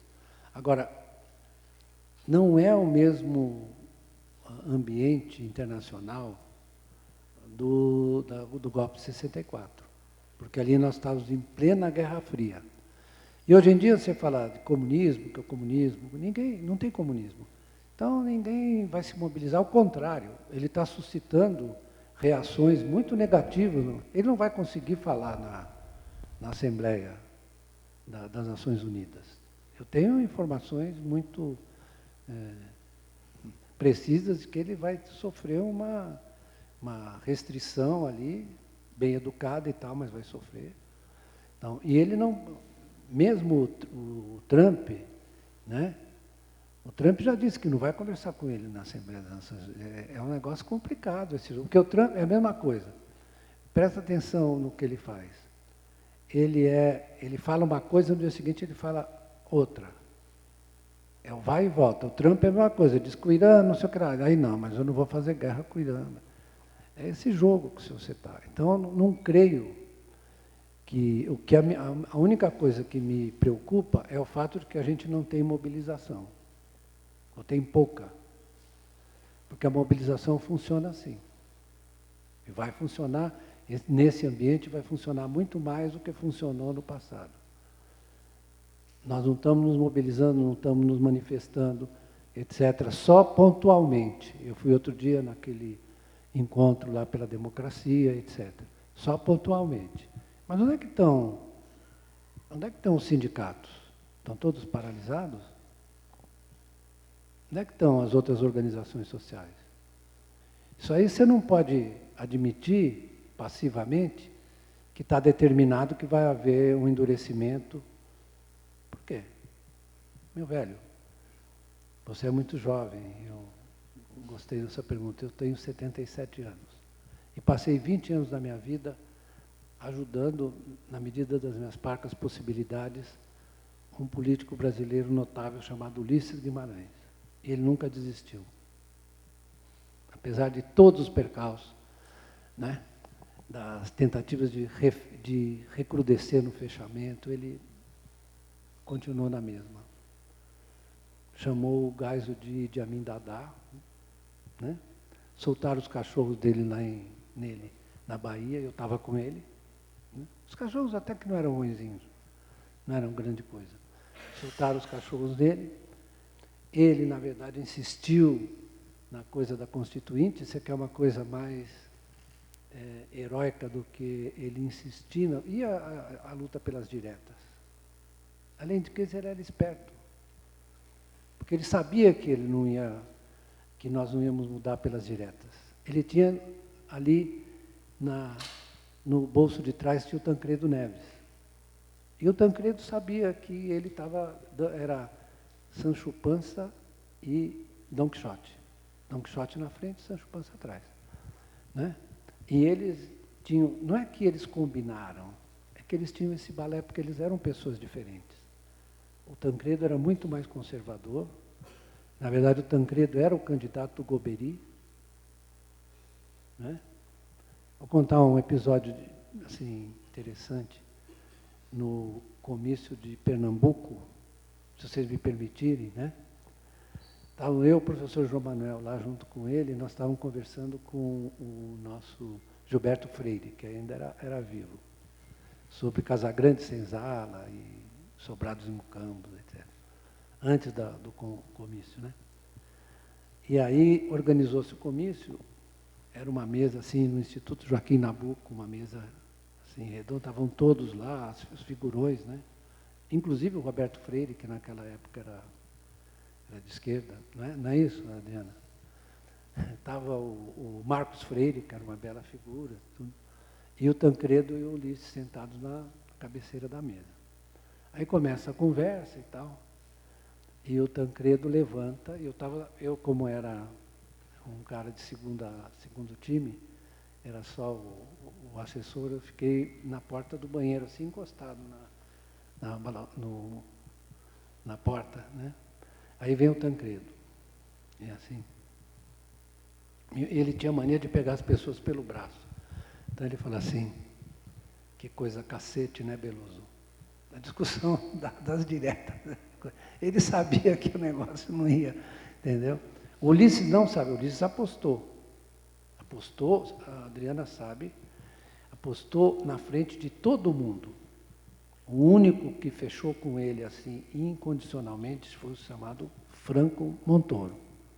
Os outros todos ficaram driblando na área. Driblaram na área. Eu só estou dando esse exemplo porque a gente não pode aceitar isso e desistir. E dizer que vai acontecer o golpe e a gente, então não vamos fazer sim. Vamos fazer. É o caso da gente resistir, sim. Eu acho que a posição deles é muito mais frágil do que você imagina. Até porque dentro deles, dentro, tem dissensões sérias. Pergunta? Bom dia. Eu sou Letícia e sou estudante da pós-graduação do mestrado em divulgação científica do LabJOL.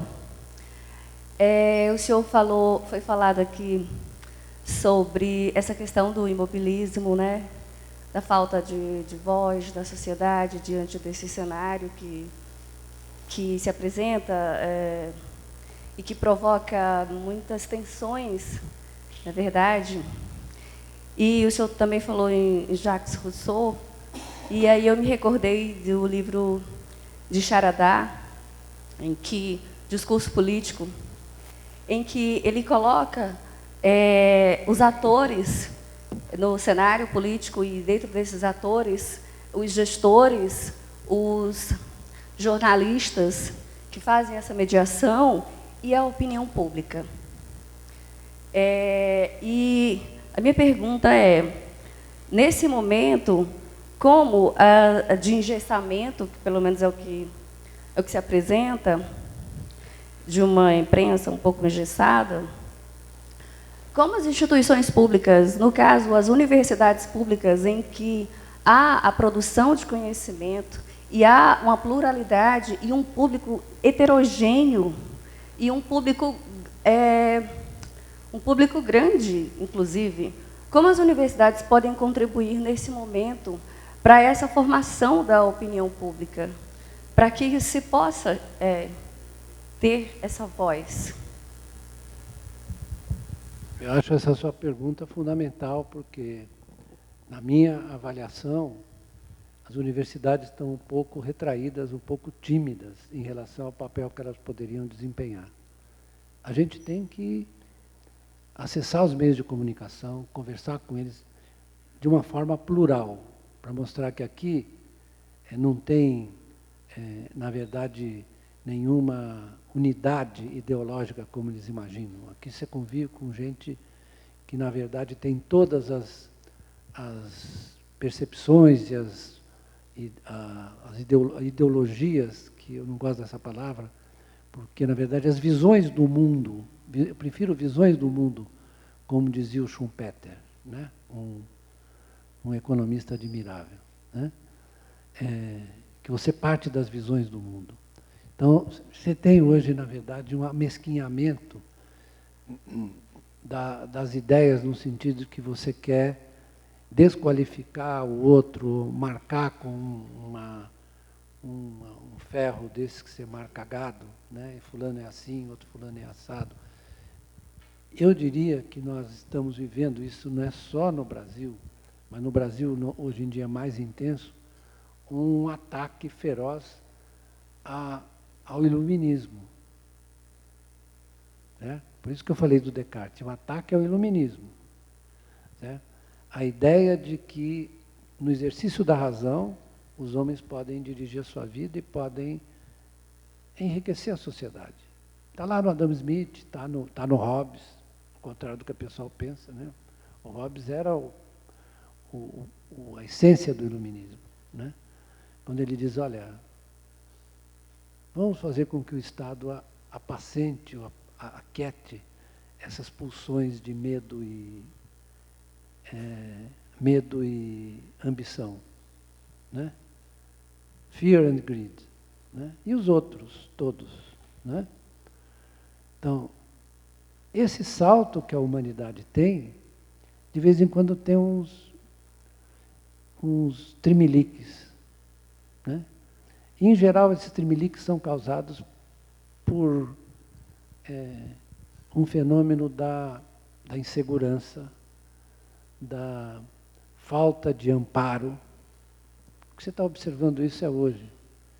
E aí é difícil você sustentar uma argumentação razoável e racional. É o que está acontecendo. Isso foi muito agravado com as redes sociais. Porque o Marshall McLuhan diz o meio é a mensagem. Ele falou isso lá atrás para falar da mídia convencional. Se ele tivesse vivido até hoje, ele reforçaria a sua opinião. Né? Porque são processos de controle, não são processos de expressão, de libertar a alma para a expressão. Não são. São processos de controle. Eu vejo, fulano de tal está sendo massacrado nas redes porque falou não sei o quê. É uma sociedade hobbesiana. Quer dizer, o sujeito quer destruir o outro. E o que o iluminismo fez foi dizer, olha, se vocês fizerem isso, vocês vão se autodestruir, não vai sobrar ninguém. Vocês precisam respeitar. Vejam, por exemplo, o dano que foi criado com essas comunicações entre os promotores. Eu não quero discutir se havia crime ou não havia crime. Eu estou dizendo o seguinte: as comunicações em si mesmas são extremamente impróprias. Pelo seguinte, quem assume, por exemplo, o estado você vem de Montesquieu, se vocês quiserem, Hans Kelsen, como eu estudei, vocês não citaram que eu estudei Ciências Sociais, mas estudei também na USP. Você esqueceu de falar isso. Estou brincando. Mas o princípio que rege o Estado democrático de direito em relação aos funcionários incumbidos, como dizia o Foucault, de vigiar e punir, ou seja, que eles têm a prerrogativa de fiscalizar a lei e, eventualmente, acusar, fiscalizar o cumprimento da lei, eventualmente acusar aqueles de julgar, eles não podem se comportar como cidadão comum. Não podem, porque eles têm uma prerrogativa que os impede de ter essa faculdade. Eles não podem se comunicar do jeito que eles se comunicaram. O que me impressiona é que eles não têm noção disso. Não é que eles fizeram porque eles acharam que nós somos iguais aos outros, como teve uma desembargadora que começou a se manifestar, falou: eu tenho direito à liberdade de expressão. Então você renuncia à sua função, porque você pode prender uma pessoa, você pode julgá-la, você não pode fazer isso. Eu fico impressionado, eu sou filho de juiz, um juiz impecável. Meu pai não ia ao bar, nas cidades que a gente morava, no interior, não ia ao bar, para não ser contaminado pelas palmeirense roxo, não ia ao estádio, para não ser contaminado, para poder ter independência e isenção nos seus julgamentos. O que nós estamos observando? Isso, na verdade, é um processo social, coletivo. Não é que as pessoas sejam más, boas, ou muito pelo contrário. Se você começar com esse critério, você não chega a lugar nenhum. Você só chega ao ponto em que eles estão, que é o bem contra o mal. E o que fez o pensamento iluminista originário foi, na verdade, escapar dessa dicotomia bem contra o mal. Certo? Não existe. Isso é muito ruim para a sociedade. Porque existem posições, visões diferentes. Né? Quando o Marx pensou na luta de classes, ele não estava pensando no bem contra o mal. Está pensando em visões da sociedade, posições da sociedade diferentes. Não era o bem contra o mal. Ele dizia: os capitalistas também são vítimas desse processo. Não existia essa identificação, essa personificação. Né? O que nós estamos assistindo isso hoje é uma regressão do ponto de vista do iluminismo, dos princípios da tradição iluminista, da relação do homem consigo mesmo e com o outro. Nós estamos perdendo isso nessa disputa. Às vezes a gente até entra nesse jogo, né? Ninguém está isento, mas, na verdade, não é uma coisa saudável. E nós temos que perceber que nós temos que lutar profundamente contra isso. Profundamente. Veja a questão da mulher, do negro, etc. Nós temos que integrar isso na luta pela igualdade. Ou não é?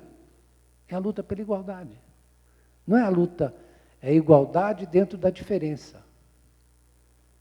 Não é difícil entender isso. Não é que você quer apagar a diferença, você quer que a diferença permita que você seja igual ao outro do ponto de vista dos seus direitos, das suas prerrogativas, do acesso que você deve ter às coisas. É isso.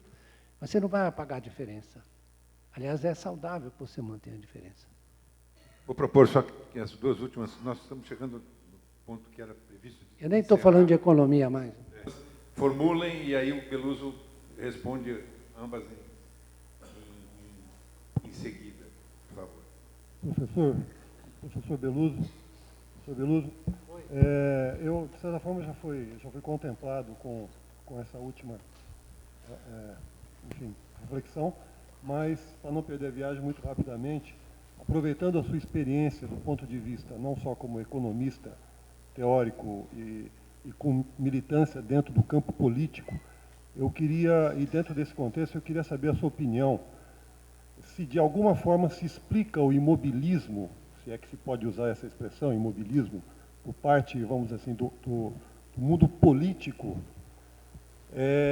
uma expectativa de que o ano que vem teremos uma eleição municipal com toda a sua capilaridade e uma crença na possibilidade de que seja uma eleição plebiscitária, esperando um desgaste sistemático desse governo, que tem se mostrado do ponto de vista aí das pesquisas de opinião. Queria saber a sua opinião sobre isso. Mais uma? Professor Beluso, meu nome é Carlos, eu sou advogado e sou membro do Partido Comunista do Brasil, tenho acompanhado muito o seu debate. Eu acho que a questão do mobilismo já foi colocada, está mais do lado de cá dessa mesa do que propriamente apenas a gente dizer da necessidade de se mobilizar. Em 64 teve o golpe, felizmente nós nos mobilizamos e derrotamos a ditadura militar e estamos tentando agora novamente enfrentar um problema mais sério, que é a questão da nação brasileira, do país, qual a saída que a gente tem. Nessa tua exposição, falando sobre a economia, sobre a questão do capitalismo, enquanto a existência hoje generalizada, essa desigualdade que se produziu no mundo. Nós estamos vivendo hoje um patamar elevado, né, da tecnologia, do avanço, né, nesse campo, e a produção de milhões e milhares de desempregados e desalentados que no futuro, estruturalmente, não terão perspectiva. Se diz, inclusive, que o capitalismo hoje, a tendência dele é atender às necessidades de 1% da população mundial. Estamos fadados a ter a nossa vida nesse caminho? Vou responder as duas perguntas, eu vou procurar ser breve. Mas eu concordo que há essa dimensão. Essa dimensão que eu acho que é uma ilusão, porque nós tínhamos que estar nos mobilizando desde já. Uma ilusão esperar a eleição para achar que ela vai ser plebiscitária. Não sei. Não vejo sinais de que possa ser. Eu acho que, por exemplo, os candidatos mais progressistas na Prefeitura de São Paulo terão pouca chance. Na verdade, vai ter mais chance o candidato do Dória, para ser claro, na minha opinião, né? Então, eu acho que a gente, para conquistar uma posição melhor, nós temos que estar batalhando desde já. Temos que estar discutindo, pedindo participação nas mídias e exigindo que eles tornem os debates um pouco mais plurais, porque, na verdade, é o seguinte, você olha, abre a televisão e vê o que eles fazem, né, que isso é uma pergunta que você fez. Isso, na verdade, essa forma de existência da mídia, o Marcum pode dizer, é um bloqueio. Eu estava comentando com ele, olha só como é que é o Roda Viva no tempo dele e como é hoje. É um negócio deplorável. Deplorável, porque, primeiro, os jornalistas são mal preparados, desculpa falar isso. Em segundo lugar, eles acham que não são mal preparados. Então, eles se comportam de maneira autoritária em relação. Eu me lembro do tempo dele, eu fiz 3 Roda Viva. Né? Era uma coisa muito mais aberta, muito mais... Os arguidores eram muito mais preparados. Então, eu acho que não estou de acordo com o que a gente tem que esperar. Eu acho que a gente tem que começar a despertar agora. Estão surgindo aqui e ali alguns movimentos, etc., para mobilização. A sua pergunta é uma pergunta crucial que eu tento responder, desculpe, no meu livro A Escassez na Abundância. Por que é isso? Porque eu sou muito apegado a algumas concepções, né? Quando a gente fala do capitalismo, a gente fala, às vezes a gente embute na discussão uma coisa que o capitalismo é o mal absoluto, é o mal. Não, o capitalismo é contraditório. O tal de Karl Marx, quando falou da outra sociedade, ele falou assim, ela só pode existir partindo dessa aqui. Porque ele tinha horror de regressões. Tinha horror de regressões.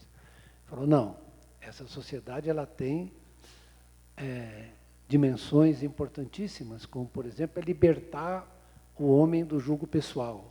É permitir que, na verdade, ele se liberte do trabalho. Eu tenho uma discussão com vários, porque o Marx era contra o trabalho no sentido do trabalho assalariado, não da atividade humana. Ele tinha o maior... ele, na verdade, valorizava muito a atividade humana, desde que ela não fosse desumanizada pela captura dentro da fábrica, na verdade, no mercado de trabalho, que um massacra carregando um Uber. Ele queria libertar o homem. Ele era um iluminista, um libertário, até às vezes exagerado.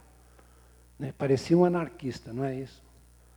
Então, o que o capitalismo está fazendo é realizar esse potencial. Só que isso automaticamente não vai libertar os homens. É preciso que os homens se mobilizem e encontrem outro. Veja só, está surgindo no mundo inteiro a ideia de renda básica de cidadania. Por quê? Porque está claro que você vai destruir as relações salariais. Você está vendo, a gente está assistindo isso. A gente está vendo destruir as relações salariais.